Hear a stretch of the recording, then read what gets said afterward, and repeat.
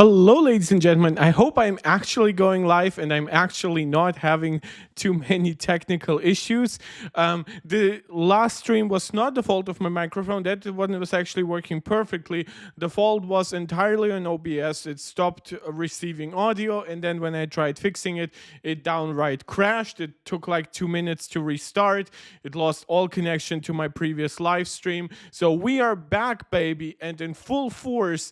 But we are unfortunately not live during WWDC. We are analyzing WWDC, though. My energy is so low at this point, but I will motivate myself because you guys deserve the best kind of coverage. I'll just briefly check if the stream is working. Yes, it is. Again, I'm so sorry for this. I do want to cover DubDub still, and I will be covering it throughout the week. I've explained it all in my previous stream, basically in preparation for DubDub, but that stream is now deleted. I'm not leaving like half-finished streams on the channel. So Apple's website is still like updating. They have not yet shown what like they're not yet offering like official links to like iOS 18, macOS, at least as far as I know. Like yeah, it just says iOS 17 here. But if I go to iPhone like officially, no, it does not. It just gives us obviously the 15 Pro and stuff like that. Yeah, so it remains to be seen how quickly they update it. This is why I put the stream at like 9 p.m. But I decided I wanted to stream a little bit earlier to make sure that I get some of my thoughts out before we see officially what Apple has to offer. Obviously, I assume most of you have watched the WWDC conference live. I know many of you were trying to join also during my live stream, but then that crashed. And yeah, so let's go through what Apple has announced. And for one, I do admire Apple's restraint here. Like the way they talked about AI, the way they still use terms like machine learning, the way they focused on privacy, the way they openly talked about working with OpenAI, right? And by the way, they made a clear demarcation line between the features that are running like on device or like using Apple's own servers, and they actually said exactly what I said. When you want like more generalized knowledge, like give me crazy recipes or whatever, Apple is openly saying, well, yeah, you can work with ChatGPT 4o for free, and in fact, you can even link your paid account to it if you're a ChatGPT 4o like premium subscriber. I assume that Apple will also allow you to integrate Google Gemini down the road in the same way. I think they will kind of treat it, and this has been my prediction all along, kind of like a search engine where they are sort of agnostic to which one exactly you use, but like Spotlight search is like on device right before that. And similarly, I believe that Apple Intelligence will just work on your device or to a degree in Apple's cloud. And then when it comes to like your chat bots, right, this is where Apple will actually focus on working with partners like OpenAI, like Google, and then I believe over time, similar to, by the way, like I assumed when they showed off those generative image features, right, that you can have like in cartoon form or sketch form, right, I assumed that was already powered by OpenAI, but apparently it's like an Apple algorithm. I don't know if it can even run like on device. So it seems like the Apple of yore basically is still alive and well. It is honestly mind-boggling that Apple refused for a full hour into the presentation to even use the term AI. And then they talked openly about integration with another partner, and they talked about making their cloud code available to independent verifiers to make sure that they don't misuse your code. And the same goes for the code that will be using like Apple Intelligence for on-device processing. That is insane. That is such an attack on everything everyone else is doing. Honestly, this WWDC was insanely paced. I think I have a light headache. after it, because they showed so many individual features. And I went through that in my predictions, like saying, like, look, if you expect this year to be the year where iPadOS turns into macOS, that's not happening. Most of Apple's resources in the last like 12 months have gone into their AI stuff, into general improvements to user interface and user experience across all systems.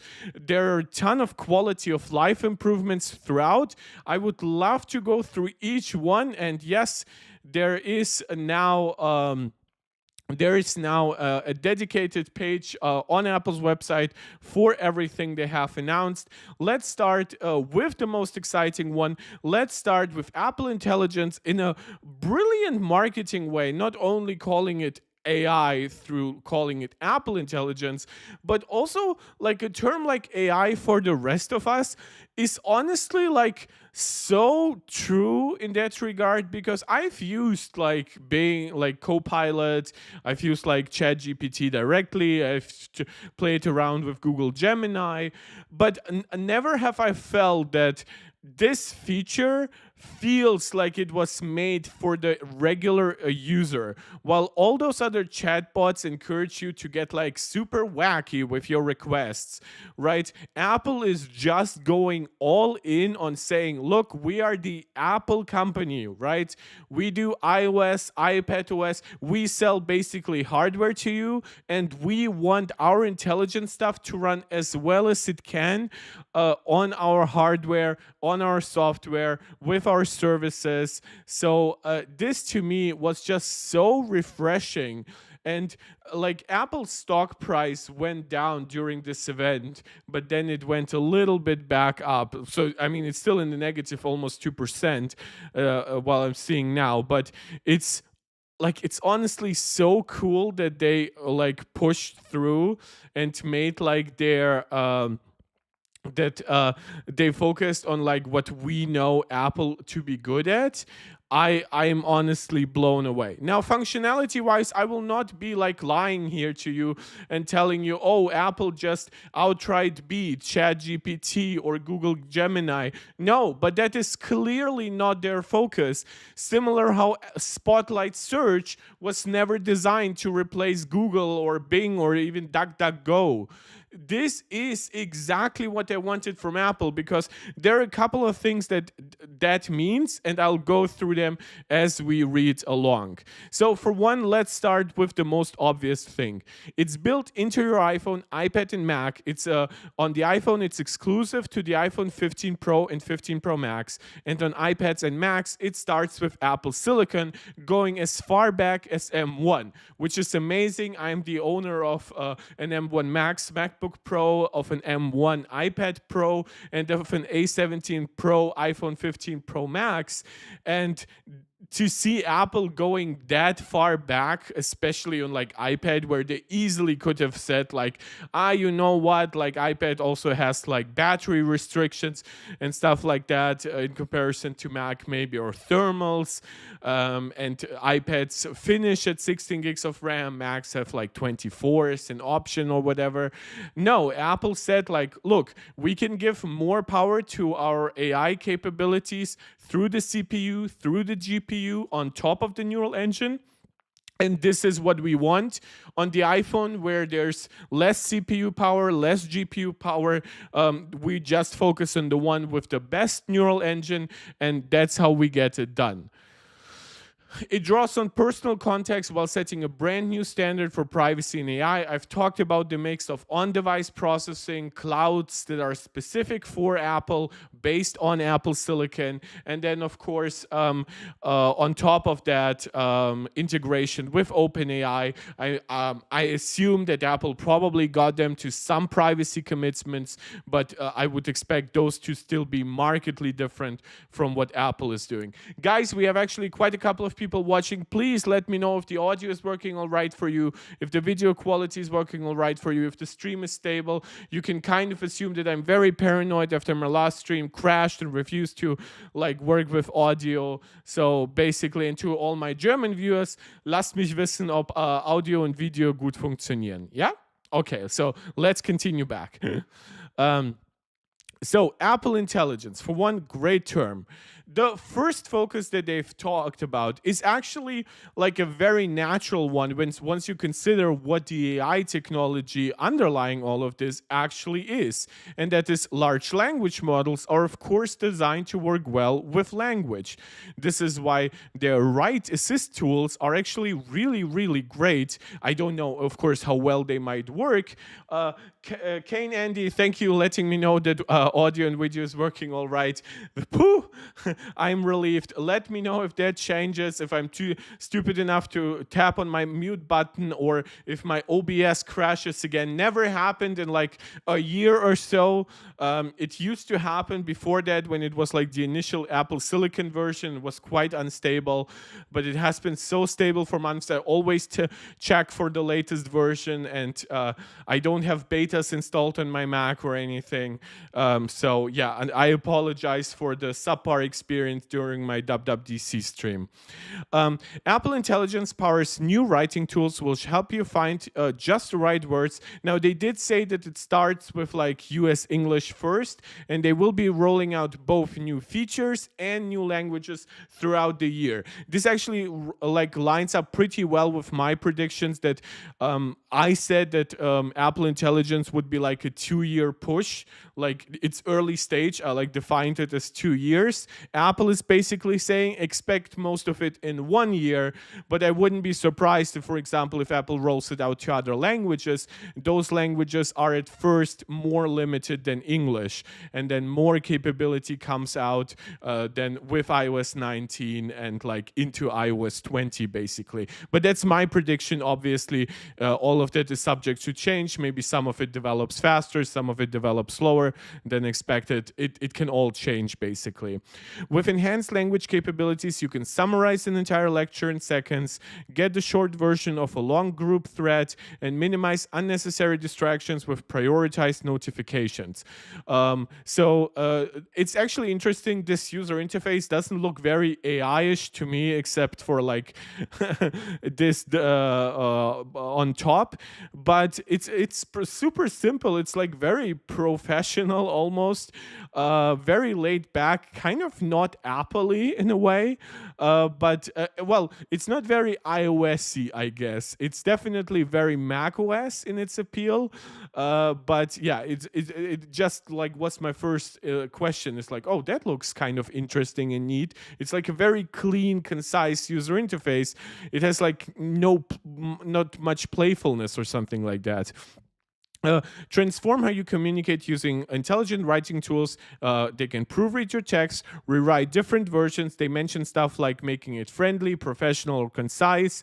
And I assume it would tape into OpenAI to like rewrite it in like a completely different way. Like OpenAI, for example, like ChatGPT does all the things, right? You can ask it to like write in a bro-ish way or whatever, and it will do that too. But apparently even stuff like writing you a poem can happen either on device or with Apple's cloud, so that will be very interesting to test out. They said that they'll be launching like that in the summer, like basically Apple Intelligence. So I wonder if it's coming out in any of the developer betas, like officially, or if you have to separately log into that. I will let you know as I get familiar with the first iOS 18 betas and stuff like that. I really want it to work well, but I am installing it on my main device, and I'm definitely now installing it also on my iPad, given that there's so much good stuff for M1. Summarize writing tips writing tools are available nearly everywhere you write, including third-party apps. Makes sense. Oh my god, that side scroll button is so convenient on my Logitech mouse. It can prioritize your notifications. Makes sense. I don't think much needs to be added there. Can also recognize priority emails, like time-sensitive messages, potentially like your board cards for your plane or whatever. All makes sense. It can do summary of your emails right away. So maybe that first line, as Apple put it, which made a lot of sense to me, that doesn't actually convey too much information, Apple will just replace it with a summary right away.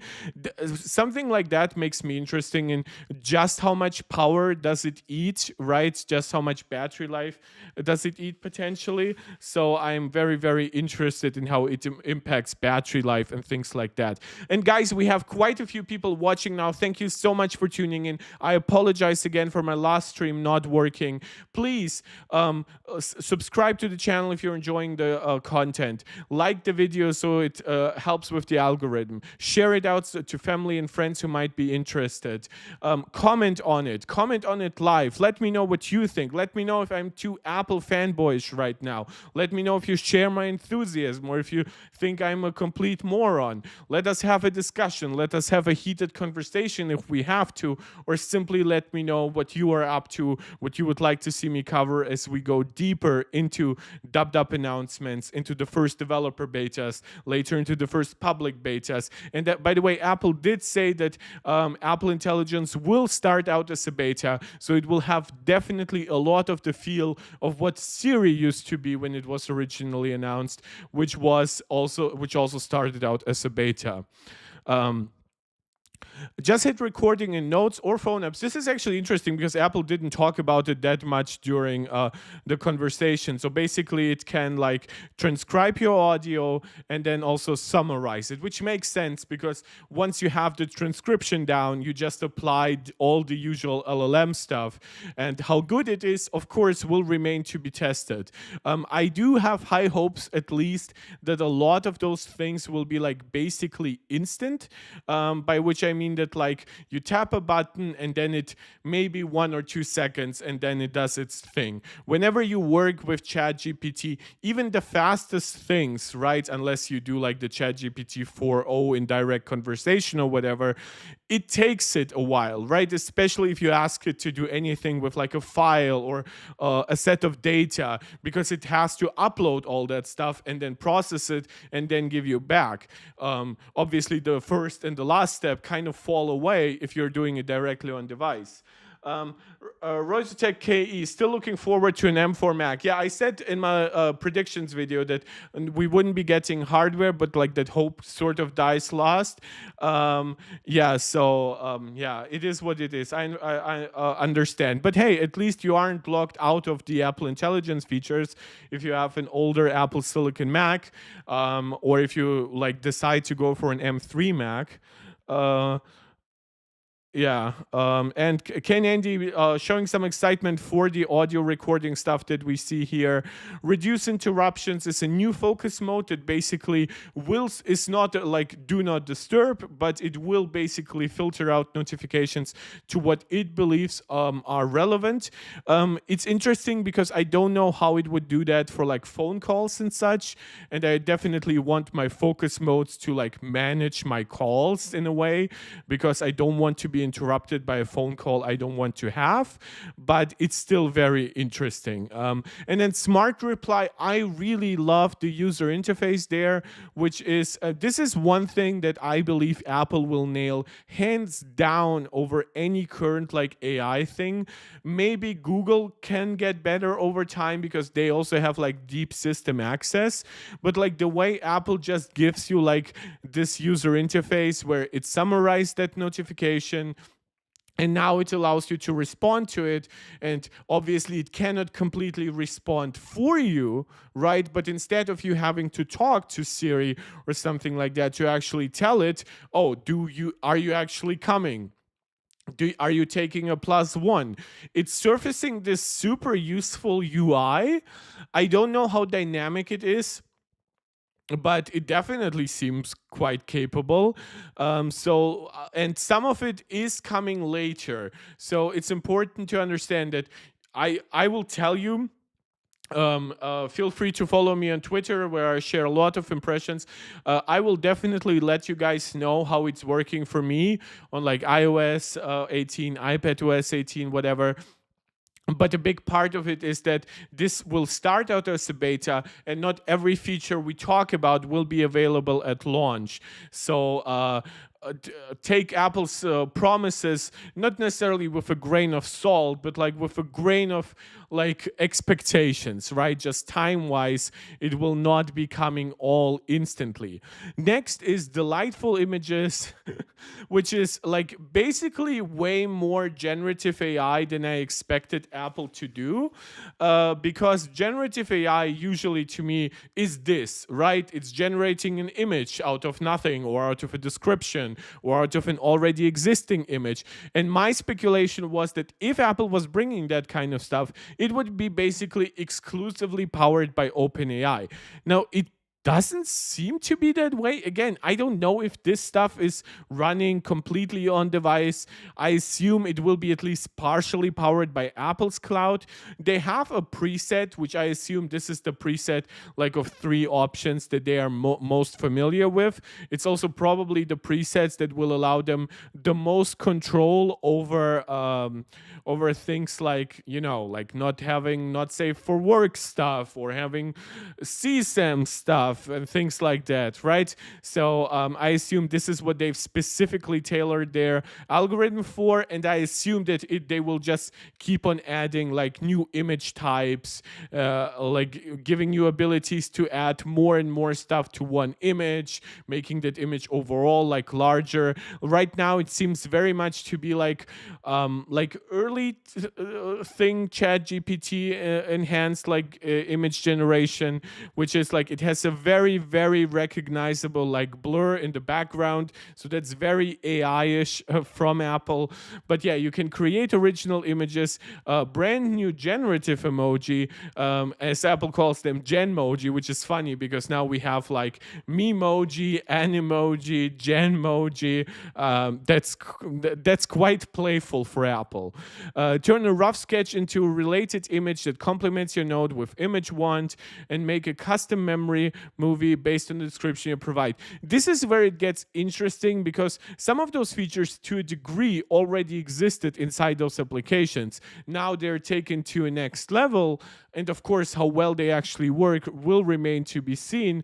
But like here you can see like now like AI basically gives you like suggestions what you wanted to do, and then it creates like a much more actual nice looking image out of what you wanted. I wonder if you could potentially ask it to like hand it over to Chat GPT to do things that Apple's algorithms currently cannot do. But that's an interesting basically ability that I didn't expect Apple to put there. And to just put like some icing on top of the cake, like Apple talked a lot about like AI enhanced features. They just called it machine learning because quite honestly, that's the proper term. Throughout the entire keynote, they mentioned stuff like the fact that it straightens out your handwriting, makes it a little bit prettier, makes it a little bit more readable, right? Because there's also like a little bit of a disconnect. Most of us are used to writing on paper, and it definitely feels a little bit different to write even with a tool as great as the Apple Pencil. But now there's a lot of basically on-device AI always happening.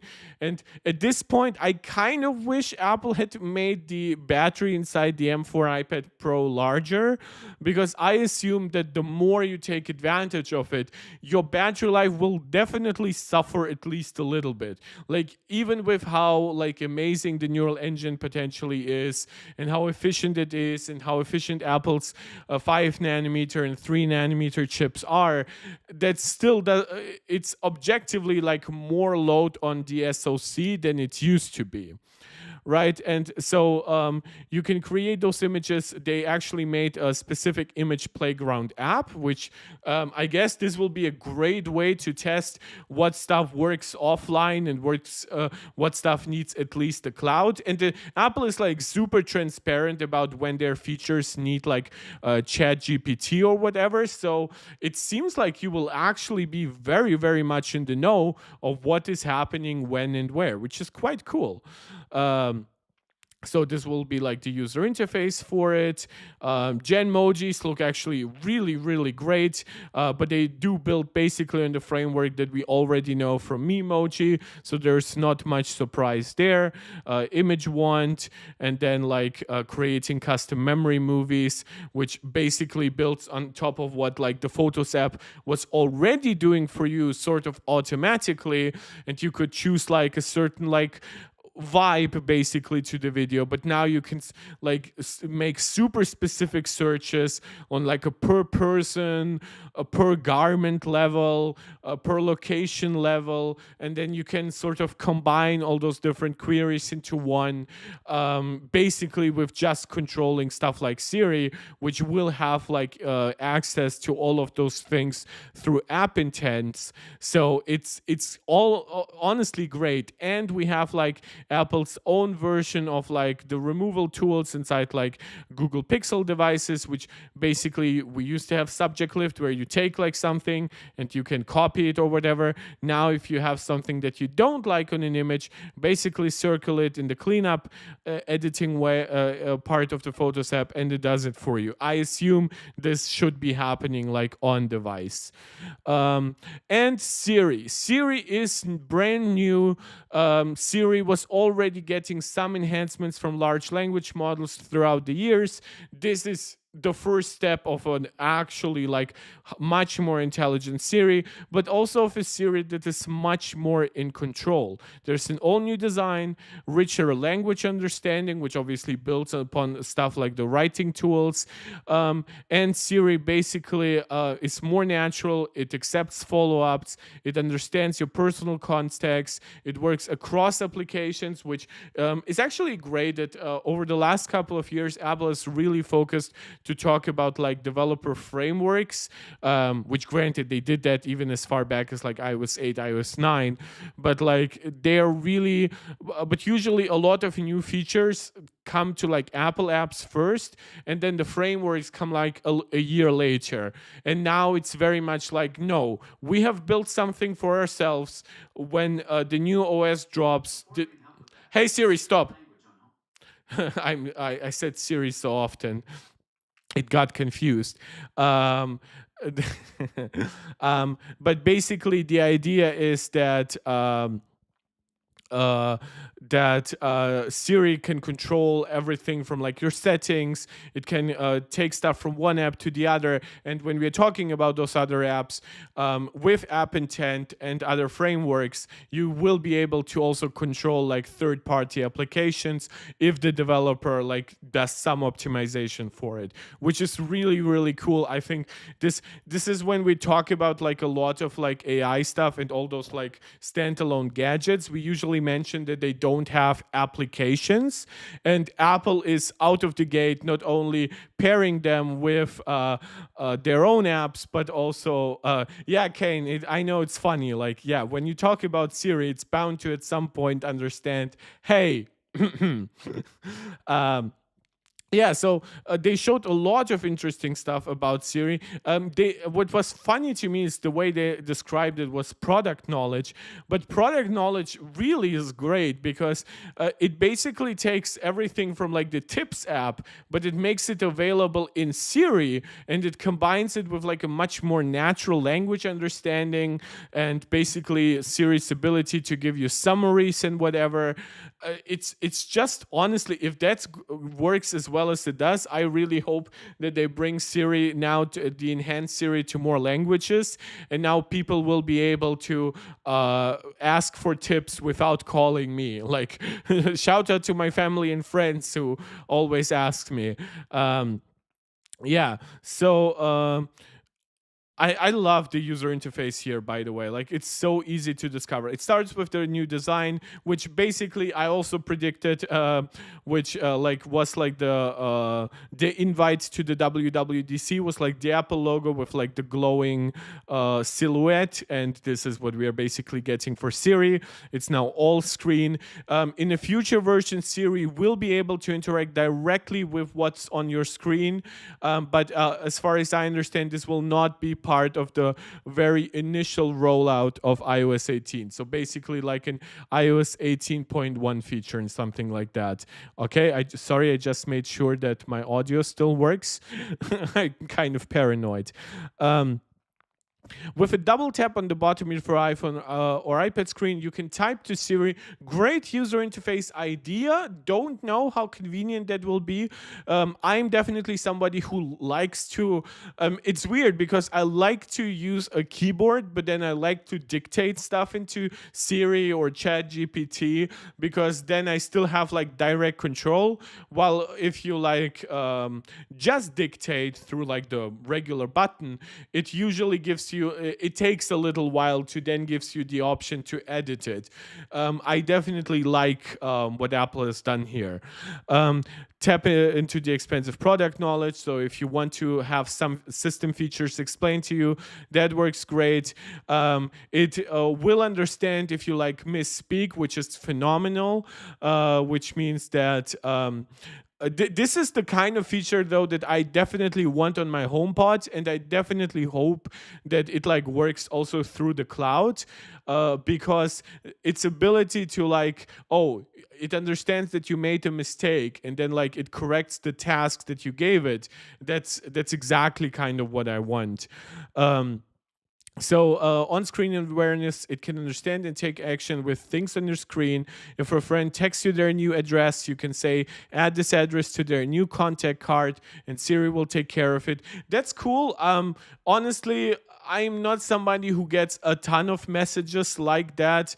And I probably would want some control over that thing. But because of just how ubiquitous AI has become, and how companies are pushing it into every little bit of their operating systems, into like their chat bots, I kind of understand why Apple felt the need to like, yeah, guys, if Siri is capable of that, then it needs to be able to do that, right? Like we shouldn't like restrict it from having features just because they might be like niche or something like that. So it is aware of personal context, your old emails, calendar entries, notes. This is basically where it gets perfect if you are all in the Apple ecosystem. If you're some like, okay, let's just even say, okay, you have an iPhone, right? But you haven't set up all your mails to work in the Mail app. Now that's already something that Siri won't be able to do quite as well, right? Maybe you use a different Notes app. Now this will probably get better as developers integrate Apple Intelligence into their apps. But yes, like for example, I'm a Gmail user and I used to be a OneNote user. So I would already be missing out a little, but this is Apple, guys, and this is Apple Intelligence. It will be useful if Shortcut also have built-in AI functions. I don't see why not. If maybe not at first, then definitely like over the first year, or I could see them like integrate more and more AI features into Shortcuts. Shortcuts is such an essential pro tool now. It's pretty niche in like how many people use it, but it seems like a subset of people loves it, right? And sees in it like a big even advantage over Android. And I think it would be kind of silly for Apple to give that up. In fact, when you looked at the user interface that Apple was presenting for like Apple Intelligence and how it can combine tasks by basically moving from one app to the other, they were basically using the Shortcuts UI. So I doubt that they will like leave Shortcuts to the wayside. Seamlessly take action in across apps. I've already talked about that. Again, it's interesting just how capable it might be and how contextually it will be able to do things like make this photo pop, will basically do the auto enhance stuff. You didn't need to be told to do the auto enhance stuff. So it definitely seems to have a good like semantic understanding of also the system features and how you might actually address those features, right? Sometimes you won't know the exact name of a system or app feature, but now Siri will basically correct that for you. it also comes with great privacy. According to Apple, the data is never stored. Data is only used for your request, so it does not build like a continuous profile of you.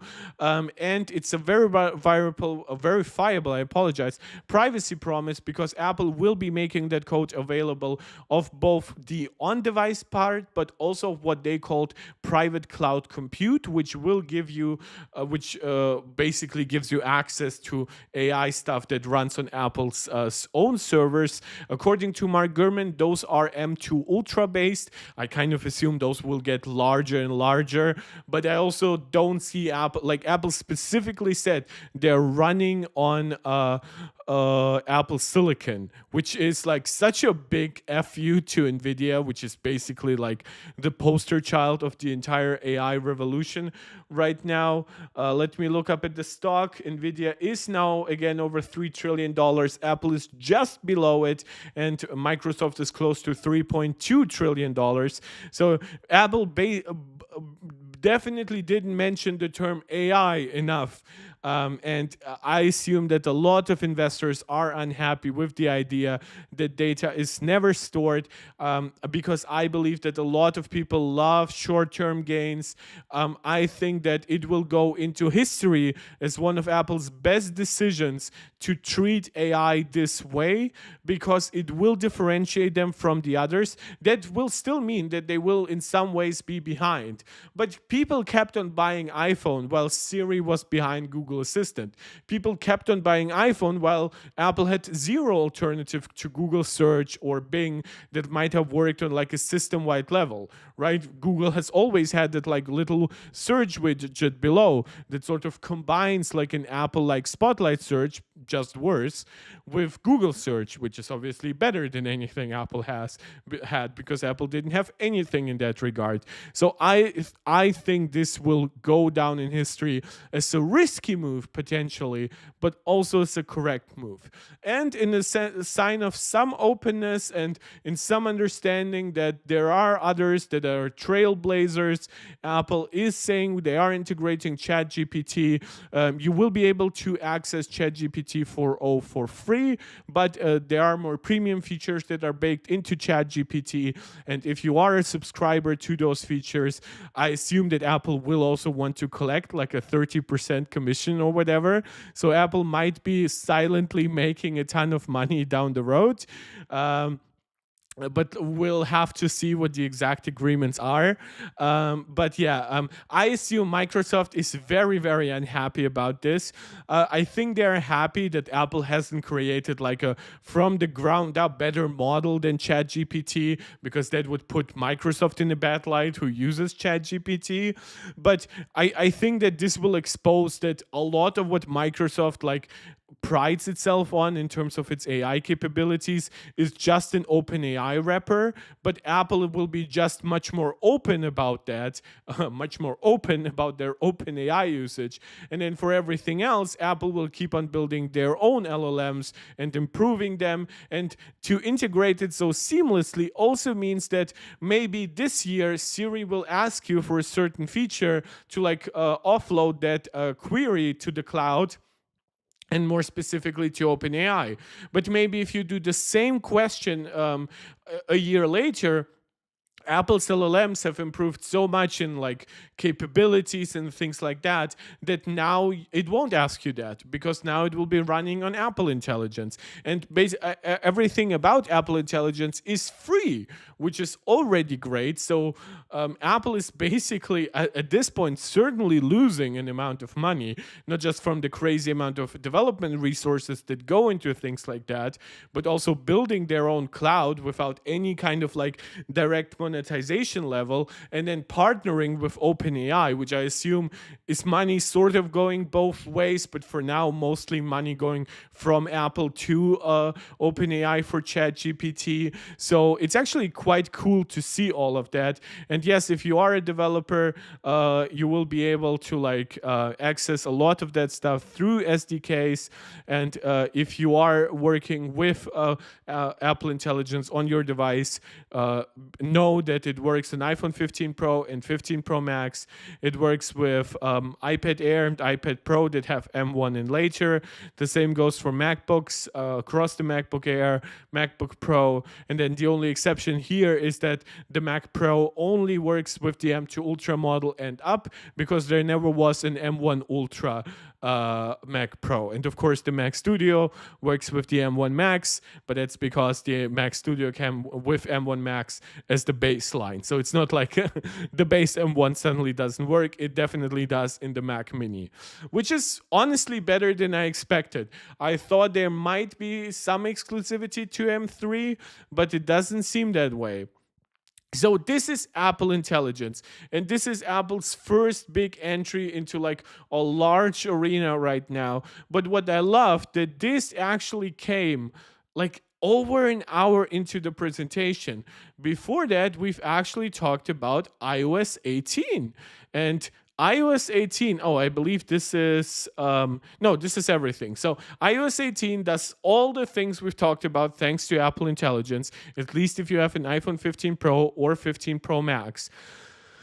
But iOS 18 is a big step forward. Now, it's not a dramatic redesign, but what it basically does, it takes a lot of the things you have gotten to like with like iOS 14 introducing widgets, iOS 16 introducing lock screen customization, and it takes all of that thing to a new level. And guys, while we are at it, we are now streaming for a little over half an hour. I do want again to remind you, please subscribe, like, share, comment. It helps us a ton. I love interacting with the live chat. I love hearing your guys' thoughts. And if you want to support this channel directly, leave a super chat, leave a super sticker, or subscribe to my Patreon. It helps out tremendously. I reinvest directly into the channel and growing the community, making my tech better. So it's very, very much appreciated. So it's iOS 18 starts with home screen customization. You can create a new look for your app icons. What is interesting to me that Apple is very aggressive in just how capable it works. You can basically override like the main color however you want. Like I thought it might be just like, well, what they don't allow you to do is they don't have like an Android like ability to install to basically replace the icon however you want.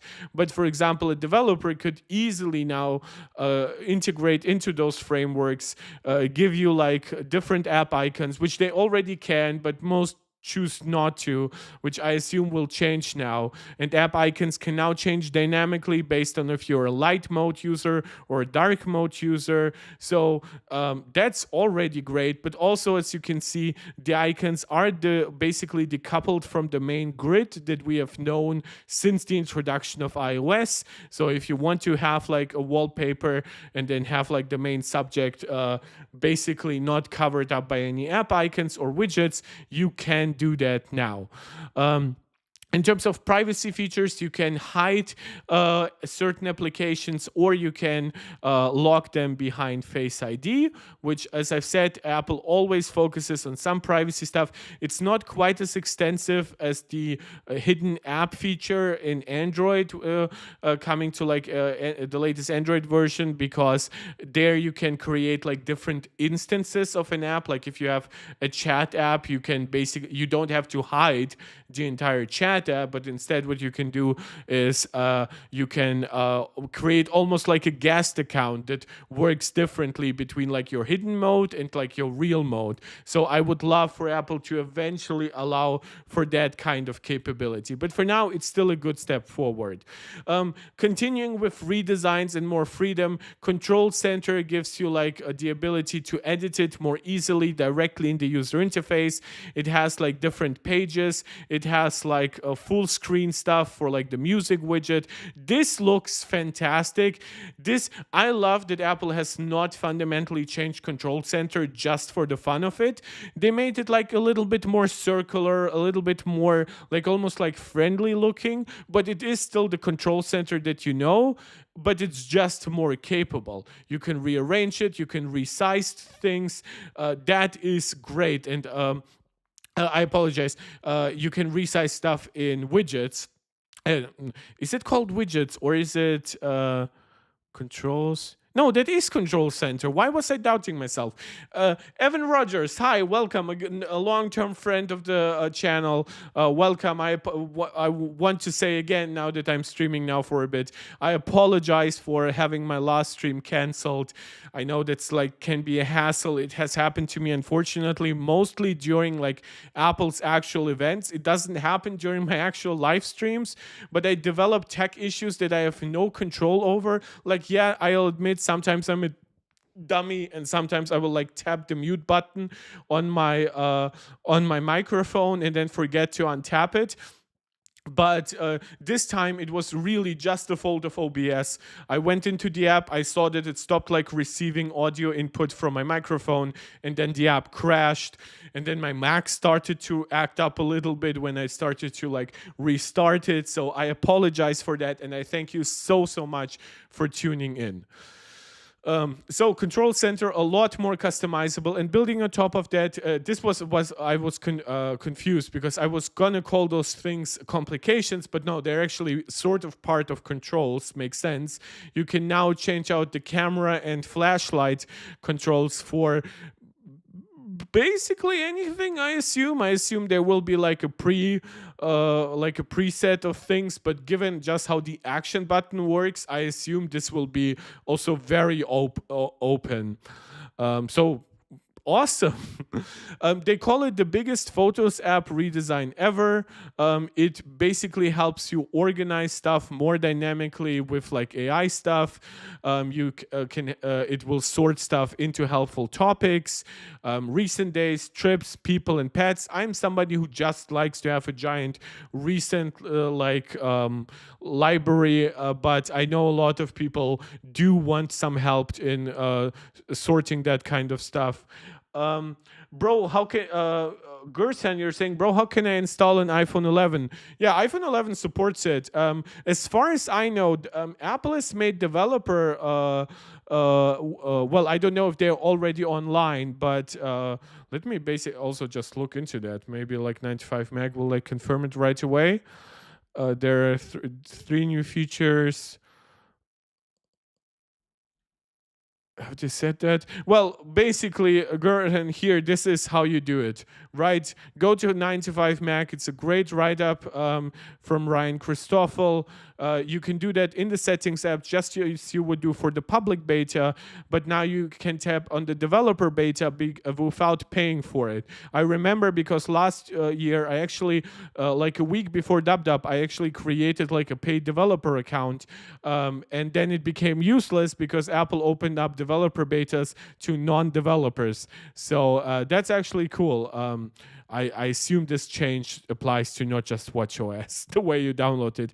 But I also don't know if it's already available.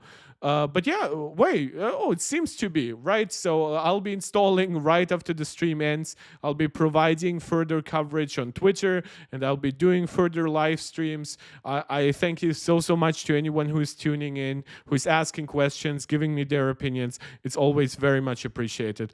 Gurs Han, I hope that helped. There's a new space for your greatest hits. Swipe right from the grid to access a new carousel which highlights your best content in a beautiful poster-like view, and it displays a new set of photos each day for surprise. Okay, I'm not that much into surfacing old photos. I've been in a very long relationship and a lot of my suggested photos would probably just be related to that person, but without that person, because I clicked on suggestions basically not including her. So it is what it is. If it helps you, I really hope it does.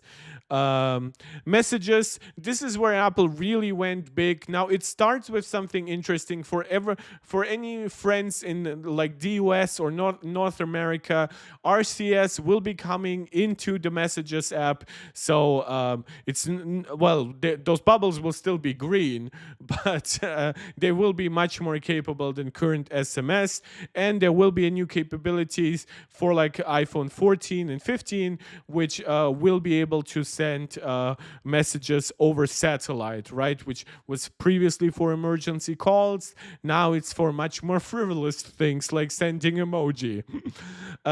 You can play new ways with text. You can send bold, italics, underline, strike through. You can apply a playful animated effects to any later word, phrase, or emoji. So yeah, that I think is actually cool. I doubt that like most older people will use it, counting myself at the age of 27, but I definitely think it will be a hit with the kids. And that tab back feature that previously gave you like 6 emoji that you could react with, now not only are those emoji a little bit differently stylized, but you can choose like every other emoji too, which is honestly cool. That thing I will definitely be doing. So messages via satellite, a feature that now has been in most other competitors for years. Send later, which is great if you send somebody for like a birthday message and you want to be like the first to congratulate somebody. And yeah, Apple even mentioned, like Apple didn't mention RCS like directly like by word, but they had it on like a slide during the keynote, which was quite fun. Mail changes are coming later this year, so I assume like iOS 18.1 or point 2, but still in 2024, so maybe like an October or November release after the initial September rollout.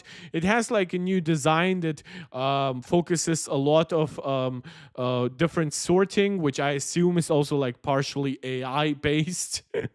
So it can give you like your primary messages. You can also, of course, still access like a general thread where all your emails are viewable, but you can also like sort according to friends, family, colleagues. Message grouped for scanning, view snippets of messages like receipts, marketing emails, and newsletters grouped by sender. So basically contextually it understands this is the one person, this is all the emails you ever got from them. I love that feature. I know it exists in other email clients, but it doesn't exist in like the one that I use a lot from an email that I still have from university. And yeah, this will be very, very helpful. I'm actually now thinking of integrating all my emails, which are like 6 or 7 at this point, into my mail app because this looks dope and I hope it works well. Safari. Now, Safari is actually something that Apple mentioned for macOS, which I thought was cool. They said it's the fastest browser on macOS, which I assume was like primarily in comparison with Chrome. They also said it supports better battery life. It will give you like highlights out of a website. It's interesting because when they actually brought up this feature, I was like, wait, wouldn't that be an AI feature? But no, this is not a summary. This will be like basically taking the most relevant information, and that will be like stuff like people, music, movies, TV shows. So if you're reading like an article about a famous artist, or if you're planning a trip and it shows you a hotel or something like that artist will show you, it's like, I assume it's like a Wikipedia result, or like maybe like an AI-based summary at this point, and that hotel will show you like on the maps. And if it's you're looking for a specific location, maybe you can like source the weather directly for it and things like that. And of course, features like that are really cool once Fizz, I know you. Do you remember me? No, man, I don't. Have you been in the chat, brother? Because I always look forward to new people, but unfortunately I cannot remember everyone. We have grown a bit over time, and we have a lot of like people coming in, coming out. You were my 56th subscriber, brother. An absolute OG. My God, give it up in the chat. Give him some love stickers for it. Man, like a sub 100 sub, now over 100K. This is a big, big deal. I don't actually know how many of my super OG subscribers still watch me. But yeah, big shout out, Fizz. Thank you so much. Hope you stay engaged with the community. Hope you like their oh, you were there when I was talking about the iPhone 15. Yeah. Well, that's, yeah. Oh my God, because that was not just because of September, right? That's also like all the rumors building up to that. Yeah, that's a long process. Evan Rojas, when did you subscribe? You've been here also for a while, but I think you were here after like a couple of thousand subs or something like that. So big shout out to Fizz here. Thank you so much for your continued support. Speaking of support, if you're watching this, if you're enjoying this, please subscribe. You can be not maybe not quite an OG anymore, but hell, who knows how much this channel can still grow. Maybe 100K at some point will be considered OG. Please like the video. It helps out tremendously with the algorithm. Share it out so new people can discover us. Comment so you see I love giving you shout outs. I love interacting with you. It's a very fun part for me of the process.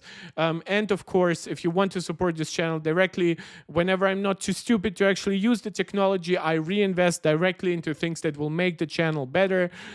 So yeah, it's really cool.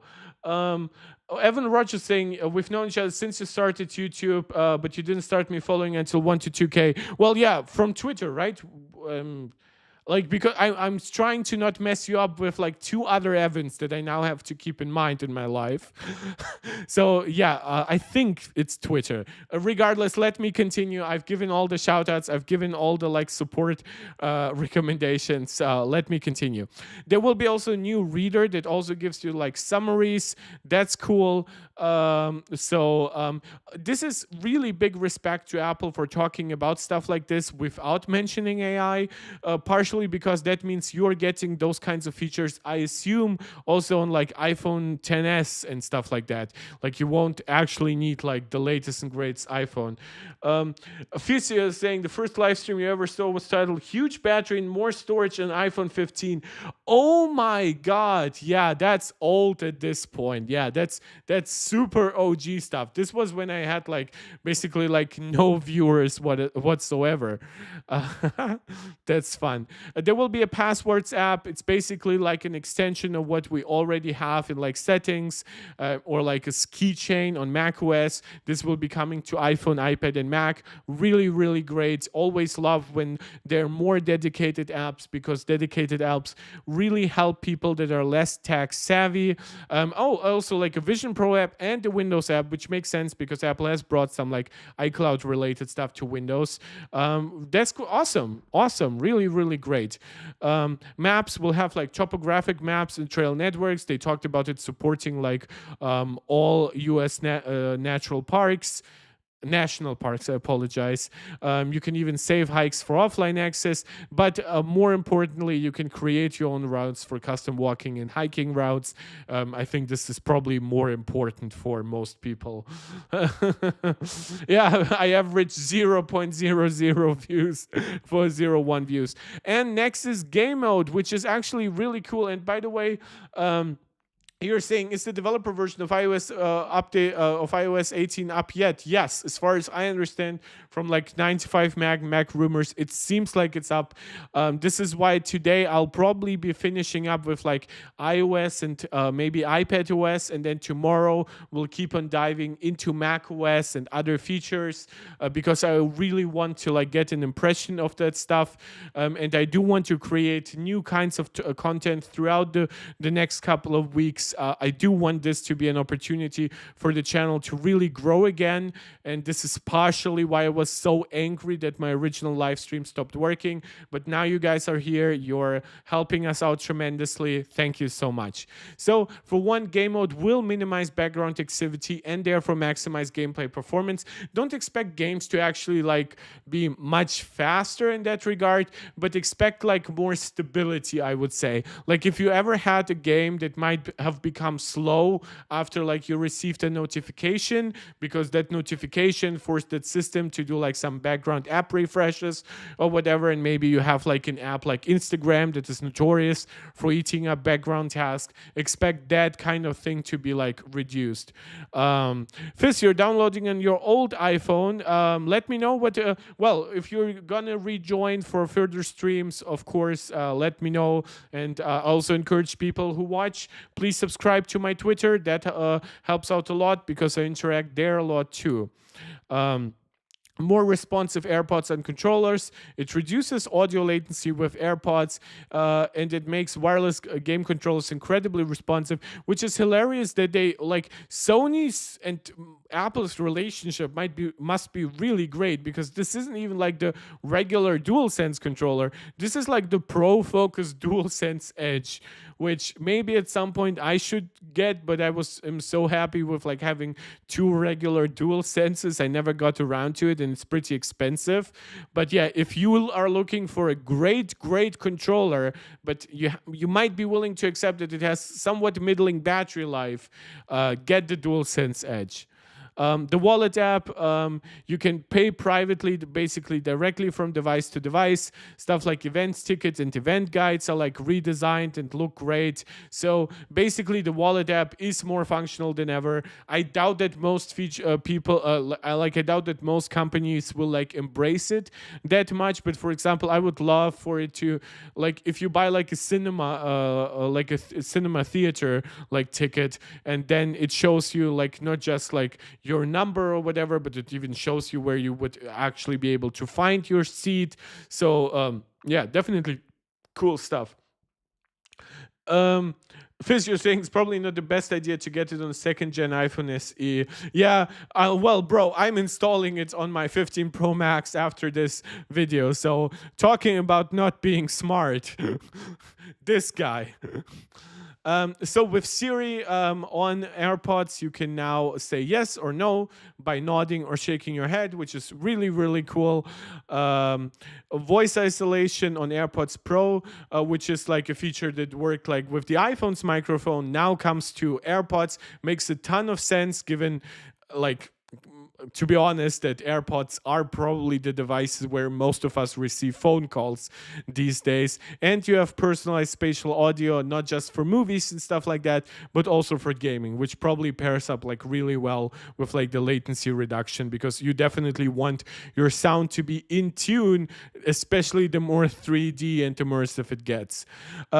Notes, this is where Apple talked a lot about that actually for iPadOS, but we do have stuff like live audio transcriptions, and then based on AI, also summaries.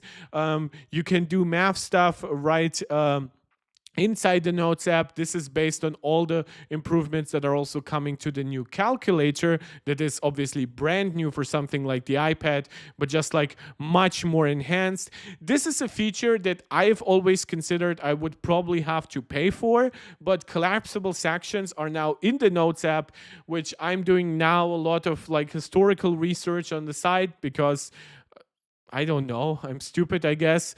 And I definitely wanted a Notes app that gave me collapsible sections. I was considering paying for one or two alternatives, and now Apple is giving me that for free. Which, yeah, that's how it works sometimes. Yeah, and Fizz, I do want you to don't just test out features in general, because obviously I do want you to have like a nice experience too. Let me just know what appeals to you right away, and this is why I'm telling you, go to Twitter, follow me if you want to. I know Twitter is like very contentious in that regard. I myself have tried quitting quite a couple of times, but as Evan Rogers can attest, I use it to interact with great people there.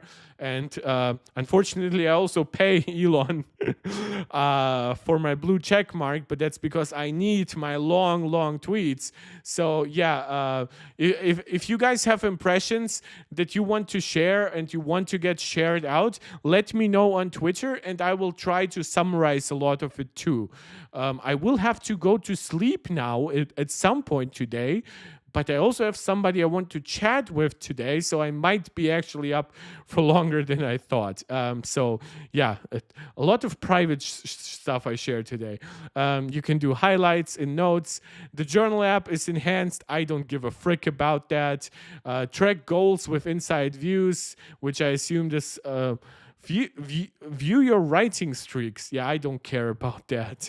Journaling for well-being. Yep, this is quite good. Log your state of mind. I thought that was already there, but I guess not. So that goes to show you how much I know or don't about the journal app. I half the time I forget what it's called.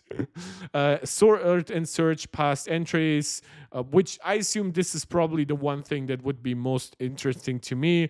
And there are no widgets for writing and prompt streaks, which would probably motivate you to write more. The Apple TV app is something that Apple talked a lot about during the tvOS discussion. It gives you like insight into the actors and whatever is happening on the screen, like the music. This is so great because this is something that Amazon Prime has been doing perfectly for such a long time. But I watch so much Apple TV Plus content these days. And by the way, massive shout out to Severance second season and Silo second season, confirmed by Apple at the beginning of Dub. Fizz, you're saying, no, please stay up. I'm not going to sleep right away. This is not like, I'm not the shake weights from South Park going to like, now going to sleep mode. No, that won't be happening today, but I will have to go to sleep probably in 2 hours. Enhanced dialogue on iPhone. This is, if you're watching like a Christopher Nolan movie, right? You know the problem during like Interstellar and stuff like that. You probably have problems hearing the freaking dialogue. And this will use machine learning to make the dialogue stand out a little more versus like background music and whatever. So this is a good feature. It probably goes against director intent, like HDR or whatever, Dolby Vision and Dolby Atmos. I apologize for having jump scared anyone with my but yeah, this definitely helps. If you do, the reason why I want to mention that is not like it's such a small feature, but as I mentioned in my stream that now is cancelled, and thank you for liking my humor, is that. People don't always have the greatest equipment, right? They don't have the best TV. They might not have any additional audio hardware for their TV or whatever. And if you have like crappy inbuilt speakers, a lot of people still don't care much, right, to enhance that. Maybe they sit so close, they just hear it well enough. And I just like having those kinds of features. Like, I love the reduced loud sounds noises, because if you have like a crappy, which I don't use on my TV, but I use whenever I visit my mom's place, because she doesn't just want like a soundbar or whatever. She will definitely get my HomePod whenever I get my 2 new ones. But the point is that this is a great feature if you have like a bad audio system on your TV or whatever, and you will still be able to hear the dialogue. You won't have to like turn on the subtitles or whatever. The home app is improved. Basically, this is what I've said during my yesterday's prediction video. Apple has basically gone into every app and enhanced it to a degree. And this reminds me of the good old days when stuff like that was far more common. For one, we had fewer apps, but we also had much more need to actually like regular enhancements. And this is why I was so wowed by not just the breadth and the depth of the announcements, but also just the pacing of Dub, because there was so much coming at you every couple of minutes. It was honestly breathtaking in some ways. iCave Dave joining me. Brother, I saw you live streaming before. I was doing that too. Thank you for joining. Let me know, what did you like it? Because as people who are watching now can attest, this is my second stream today. My first one was canceled due to OBS issues, and this is why I was angry and didn't even know if I would be streaming today. So, but I saw you streaming. I didn't watch for like understandable reasons. So thank you for tuning in, brother. I actually didn't. Did I miss that part of the home app in the WWDC thing? Guest access help you manage how and when people can enter your home, providing access to garage openers, alarm system, door locks at the time you choose. Hands-free unlock, magically unlock doors as you approach. Simply, oh yeah. I assumed that feature was coming for a while anyway. iCave Dave, what Mac are you installing macOS Sequoia on? Is is it your main one? Is it like the Mac Mini that you have, or is it an older one? Because I assume you would want to test out some Apple Intelligence stuff. And yeah, I agree that Apple Intelligence is wild. And yes, it was definitely a good keynote. It was super fast paced, and if I didn't have a headache, it would probably have been way more enjoyable. But yeah, I really loved most of the announcements. And yeah, we have quite a lot of like very brave people installing the betas here apparently. Robot vacuum cleaner support. It's funny, coming later this year. Viewing your home electricity use. That's kind of cool because I know that, like, for example, like the Tesla app does that pretty well. Shout out to a company owned by a man I don't like, but I'm definitely willing to acknowledge when they do stuff right. It also gives you like views into peak and off-peak hours because obviously there's a difference in how much you pay. That's pretty cool. Yeah, and then of course a lot more talk about privacy and security, which also now applies to more accessories, a new calculator app, updates to the Freeform app. It's just so. Oh, and by the way, like transcriptions that I mentioned for like notes and obviously like the voice memos app, they now work for phone calls. This is a feature that Google has had for a while on like Google Pixels. I'm actually pretty happy that Apple is bringing that in. IKEV Dave, Project 91, the desktop Mac Mini, but I have the M2 MacBook Air. Oh, right. You got like a second Mac. Which, like, IKEV Dave, how do you feel about the exclusivity of Apple Intelligence, right? Were you surprised that so much stuff is like coming to M1 and newer? This actually, in my opinion, this kind of lines up with Geekbench machine learning benchmarks, where the base M1 is kind of competitive because it taps into its GPU, it taps into its larger memory bus, where it's quite competitive with the A17 Pro with its neural engine. So actually, I thought that was quite cool of Apple and quite consumer friendly.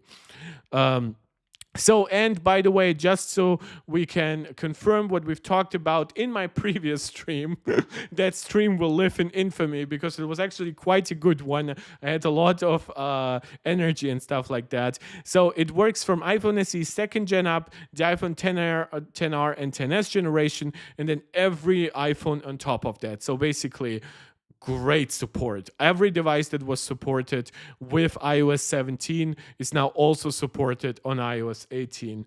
I give Dave, annoying on the iPhone, but AI for the Mac being Apple Silicon exclusive isn't a surprise. Well, Apple Silicon exclusive is of course not a surprise. No, but I think that the fact that it goes all the way back to the M1 is honestly, like, it didn't shock me, right?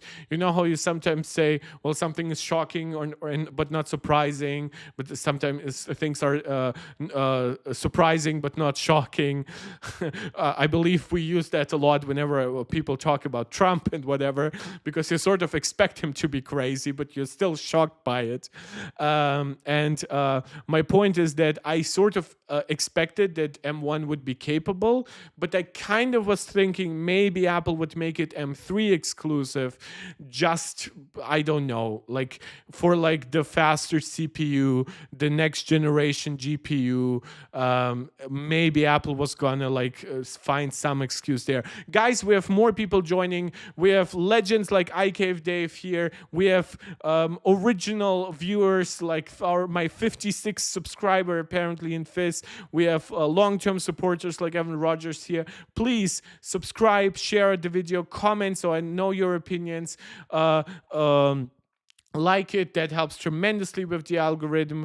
And of course, if you feel like supporting this channel directly, I always make sure to reinvest the money right back into the channel. Leave a super chat, leave a super sticker, or subscribe to my Patreon. IKEV Dave, saying it's a great win all the way back to M1. Will just be slower in the older ones. Yeah, I assume it will be. Maybe some exclusive bits for M4 Max in the fall.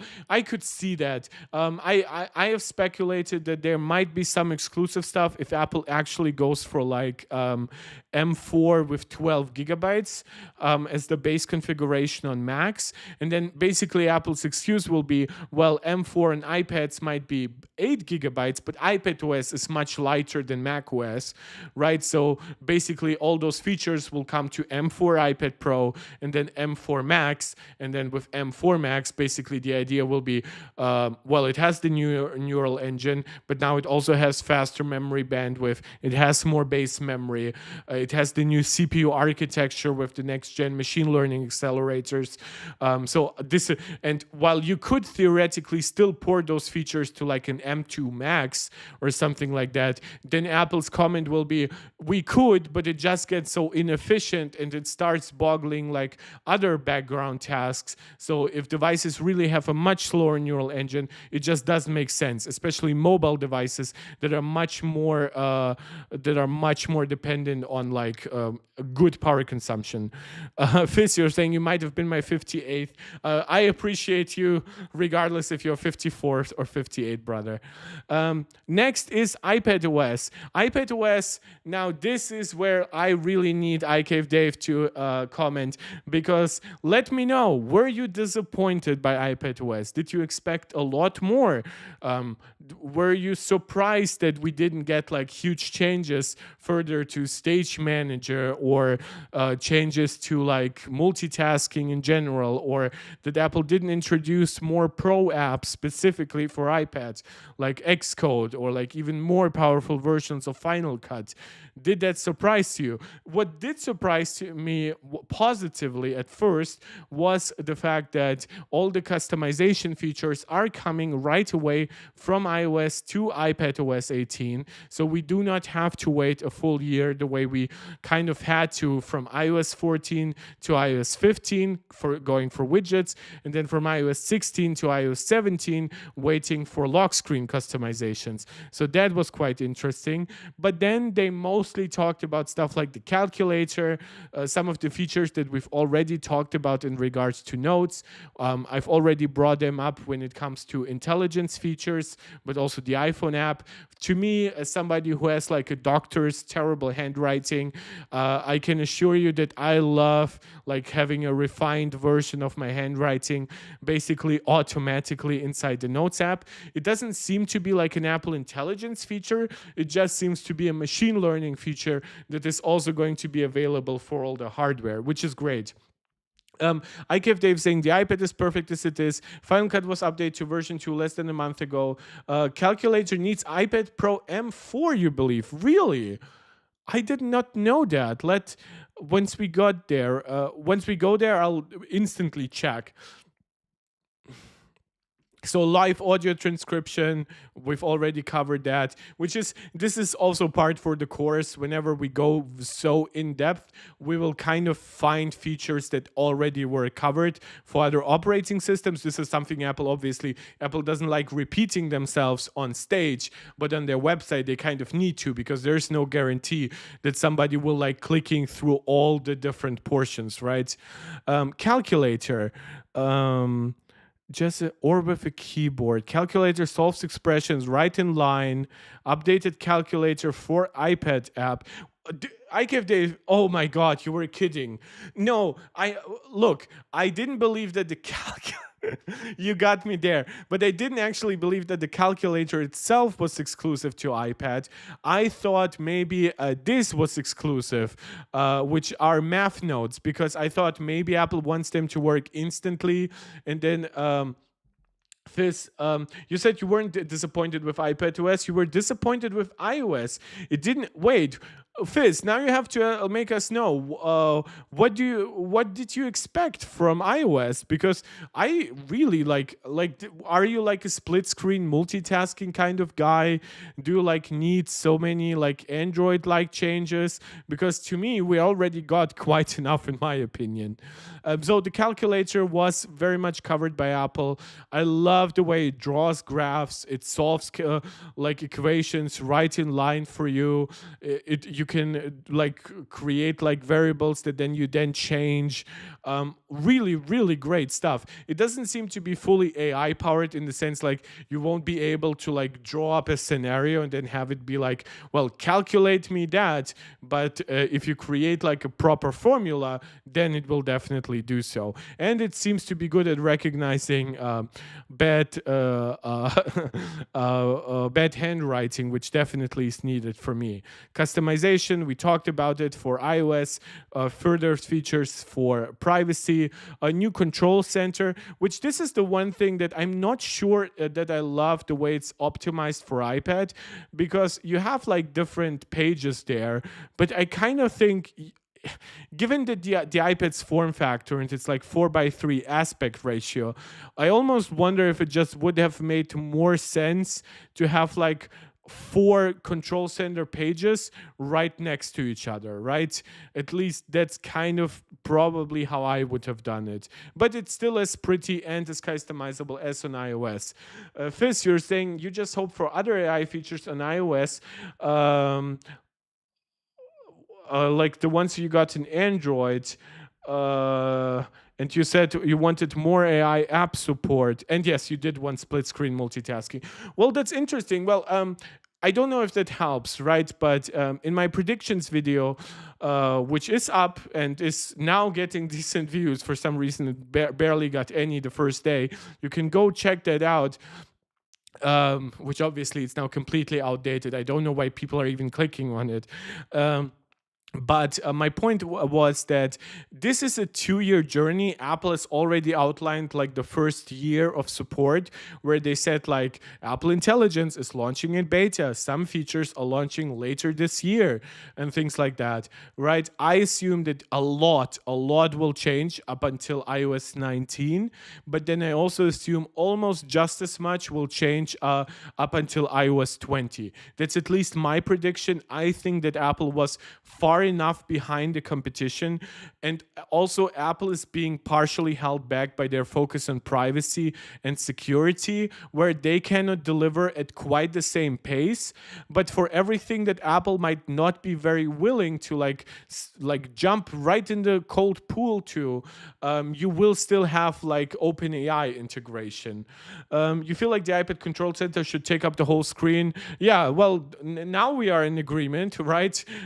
I expect that from an OG subscriber. You have to agree with everything. Yeah, the Photos app is redesigned. It's actually, I have to say, the Photos app looks better on the iPad to me. It just feels like almost like this design was like really built for a large screen.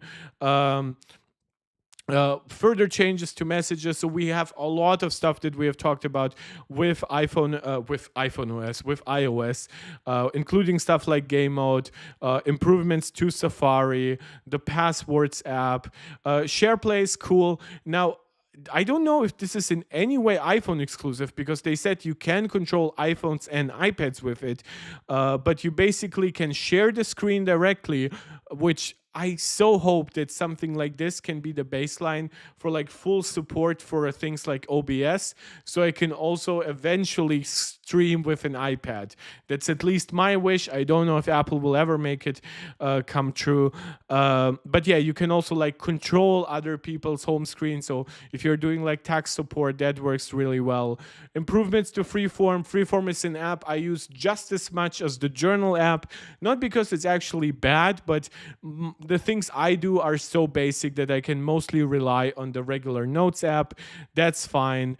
And then apps on iPad will keep on getting some specific design elements, like what they call a redesigned tab bar in apps, which is like similar to what we got in tvOS, and it's a little bit reminiscent of visionOS 2. There's an updated document browser for Pages, Numbers, Keynote, and Swift Playgrounds, which is good, but like theoretically stuff like that should be better with like a proper Files or Finders app. The Files app, I'm somebody who agrees with iCave Dave that iPad is perfect as it is, but I don't like half-baked features, right? I'm actually somebody, I never thought that State Manager is too half-baked. I just think that multi-touch, multitasking is inherently flawed. But when it comes to the Files app, I always thought, well, it doesn't have all the features I would want from a files management app. And there is no reason why a device that now perfectly connects via USB-C to flash drives and larger hard drives or whatever should have the kind of limitations that the Files app does. So there are some small fixes, but it's definitely not what like Snazzy Labs wanted. Sonoma and Sequoia sound basically the same way. They should have picked a different name. I don't know. To be honest, I don't care. I'll just call it macOS 15 probably most of the time. I like the name Sequoia. I probably would have wanted to call it macOS Redwood, right? Because of the trees. I think that would have probably worked out pretty well too. And then iPads also integrate with all the AirPods features and so much more. So iPadOS, definitely basically just a larger version of iOS this year. Definitely nothing that will get Tylosov Text Drew to switch back to iPads. But here we come to macOS Sequoia, which is the successor to macOS Sonoma, which is quite cool, I'll have to say. And I do appreciate Apple's continued focus on games. Fizz, you're saying you really hate it when my friends don't know what to click and they keep telling them what to click and how to do stuff and they don't understand. Yeah, granted, I also look forward to like helping people this way. The issue is I also think that this will motivate people to ask me even more.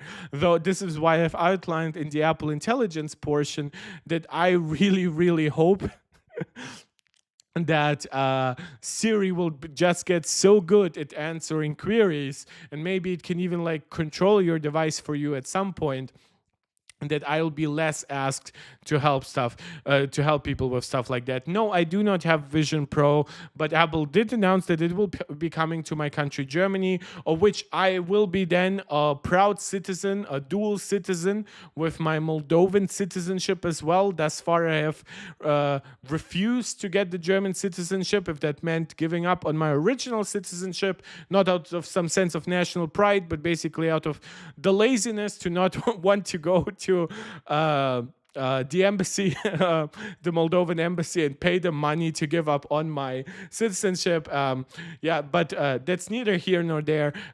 Germany will be getting Vision Pro, but you can be rest assured that I'm not buying Vision Pro. If somebody here wants me to buy Vision Pro, send me some gigantic super chats and super stickers with Vision Pro in it. Then I will consider it. I'm not paying 4,000 euros for Vision Pro.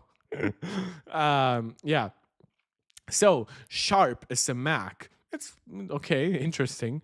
Apple Intelligence features. It starts with continuity, which you can basically mirror your iPhone fully.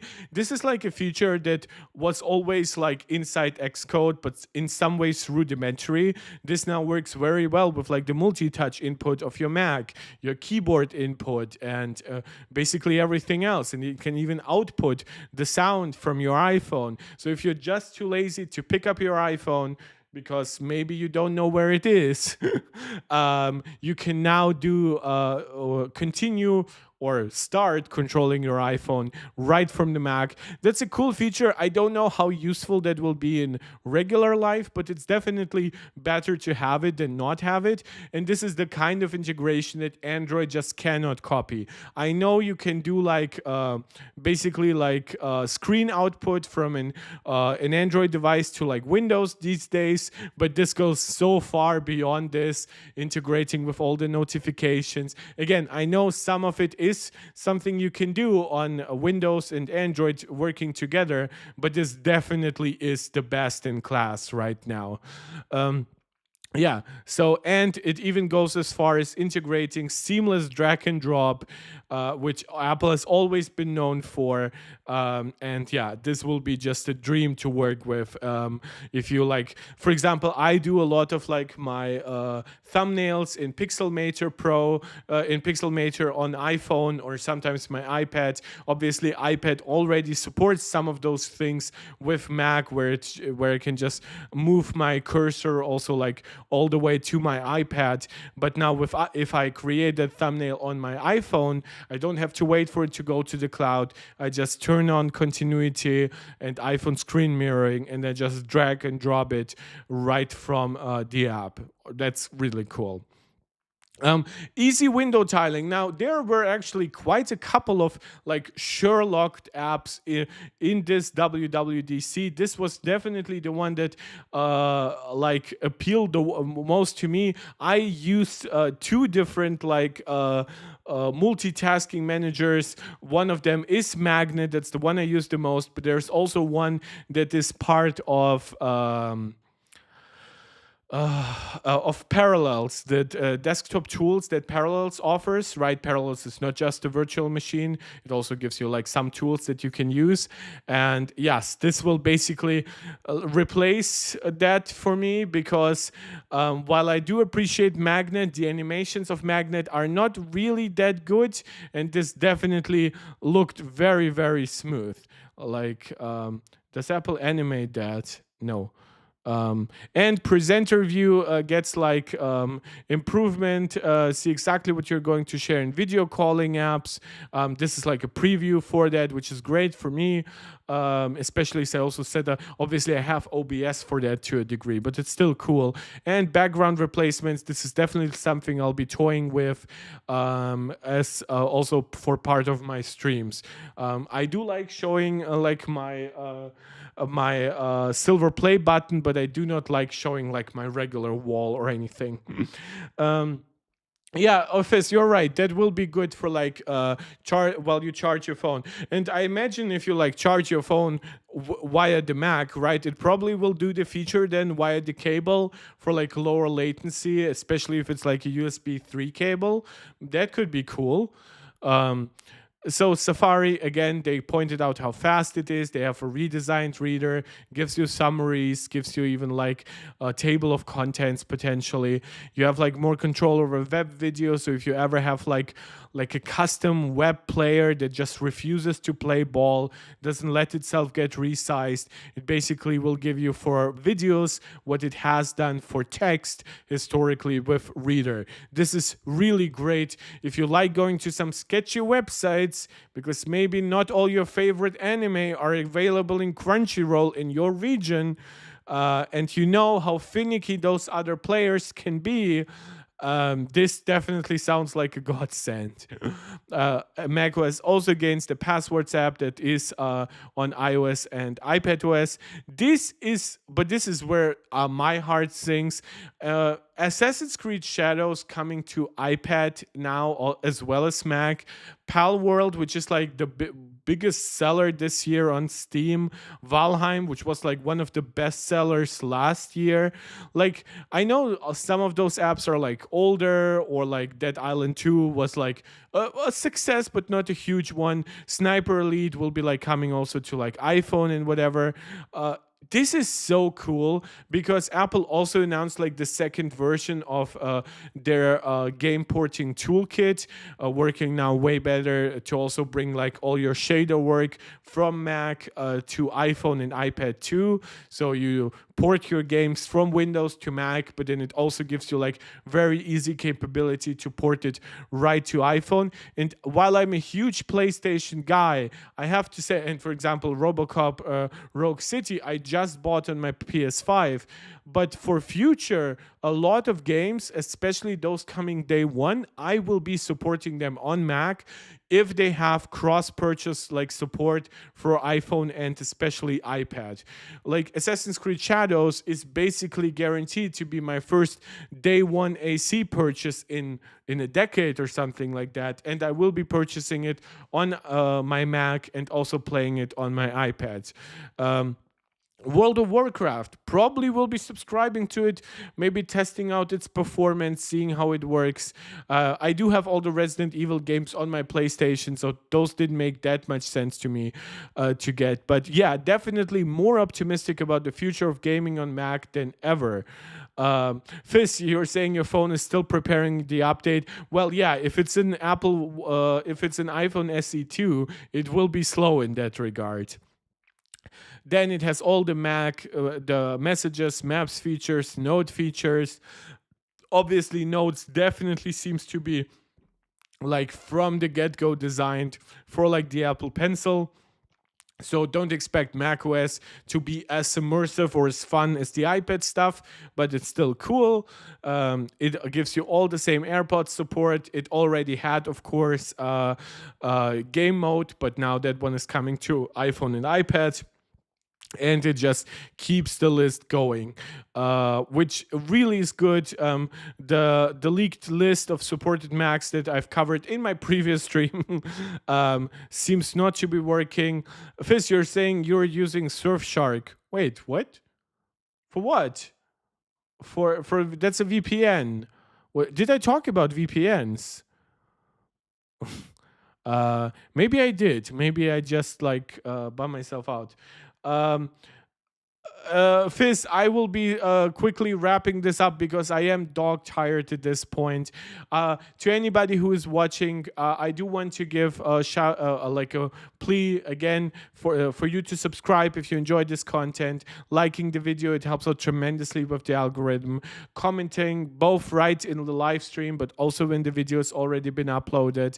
Of course, sharing out the video if you think you know somebody who will enjoy it. And beyond that, if you want to support the channel directly via super chat or a super sticker or by subscribing to my Patreon, the money goes right back into the channel.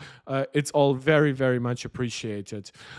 So yeah, most of the features that I left here is also stuff that we had covered, which does leave us with stuff like the latest version of watchOS. The one thing that I am very curious about watchOS 11 is actually like its support. Now, obviously, my Apple Watch Ultra 2 will be getting support, but I am kind of curious if it's really leaving behind the original Apple Watch SE and the Apple Watch 4 and 5. Yes, it is.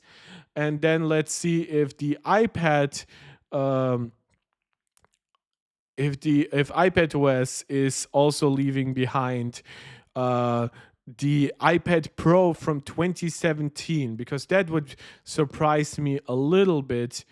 iPad Pro, third generation or later. Third generation, yes, that does mean it's skipping the 2017 version.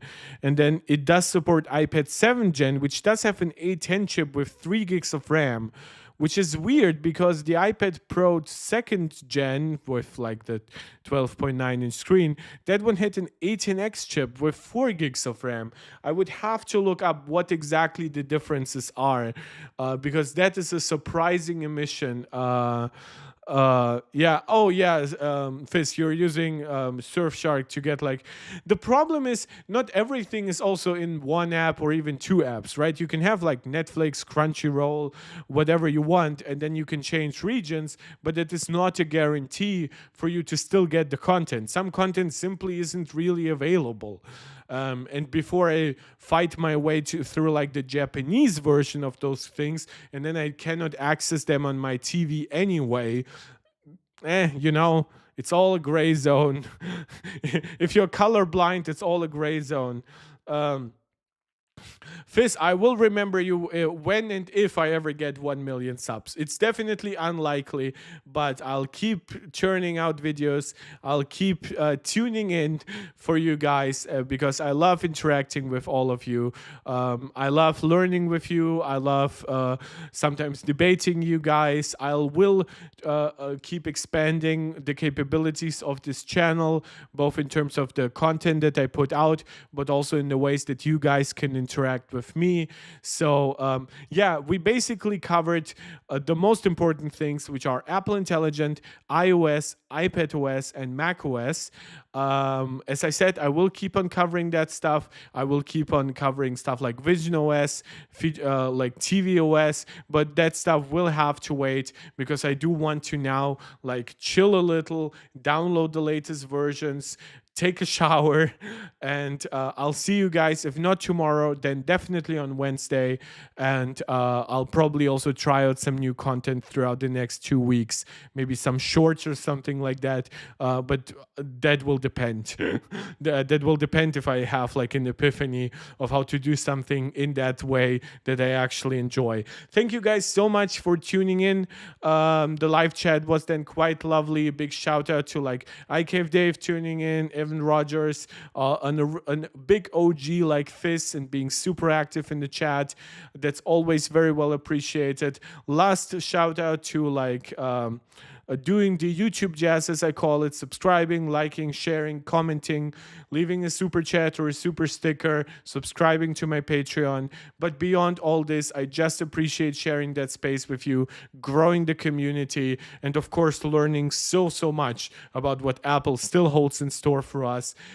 Last check of Apple's stock price, it's basically stagnant at around -2%. So investors definitely didn't like Apple's push for a lot of privacy and security, but we can like that, and we can and should support it. And we will also keep on covering it to also better understand it. I will be installing, as I said, definitely iPadOS, maybe iPhone OS, a little like iOS. I say iPhone OS to just make sure you guys know which device I mean. Maybe that will wait for after work tomorrow, but just to make sure that it so I read online if it happens to break people's devices. But I will be installing it. I do have a secondary older iPhone that does not support iOS 18, but still works, and I do have like a throwaway Android device if I really need to.